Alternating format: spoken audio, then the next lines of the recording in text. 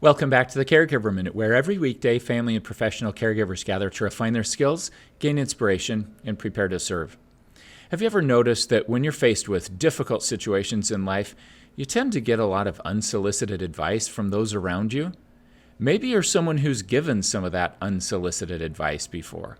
I've certainly fallen into that trap. Why does that happen to us as human beings? I think one of the reasons it occurs is that most of us genuinely want to be helpful to people around us. And if we see a potential pitfall or something that makes us a little bit anxious, it's our tendency to reach out and try to pull someone back from the edge of the cliff so that they don't experience that hard thing. But in the process, it can be very easy to forget that there's a real difference between what is definite in life and what is just one of many different decisions. Now, you and I can't control how other people respond.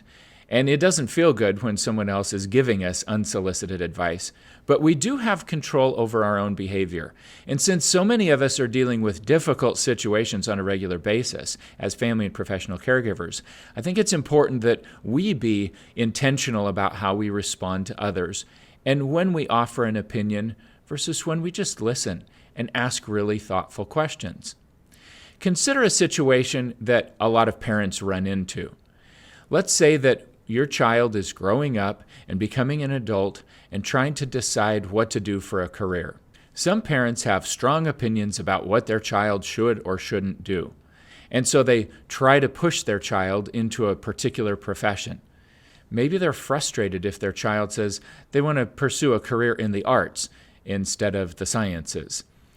Well, there's nothing wrong with pursuing a career in the arts or a career in the sciences. It's a decision. Now, it really does matter how one behaves in their career. Are they acting with integrity? Are they working hard? Are they pursuing something that they excel at and that they can use to make a difference in the world? When it comes to the morality of a decision, I think it matters a lot more how we treat other people than the context that we choose to operate in. Let's consider another common situation. What if the decision is between renting an apartment, renting a home, or trying to purchase a home? A lot of people will give unsolicited advice about something like that, and they'll say things like, "Oh, I could never live in an apartment." Well, there's nothing wrong with living in an apartment if that's something that you choose to do, if it's something that you're comfortable with.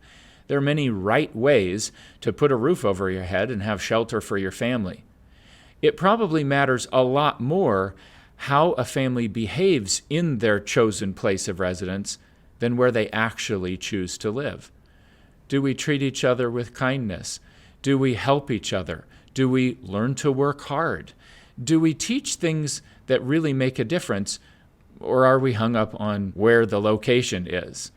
Hopefully those simple examples illustrate the principle here, because in most situations, things are a lot less cut and dry. So how do we navigate a difficult situation when, let's say, we're working in an assisted living community and we have differences of opinion about how to take care of a certain resident?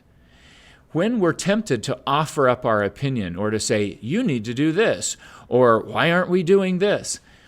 I think it's important to ask ourselves, what's my goal in sharing this?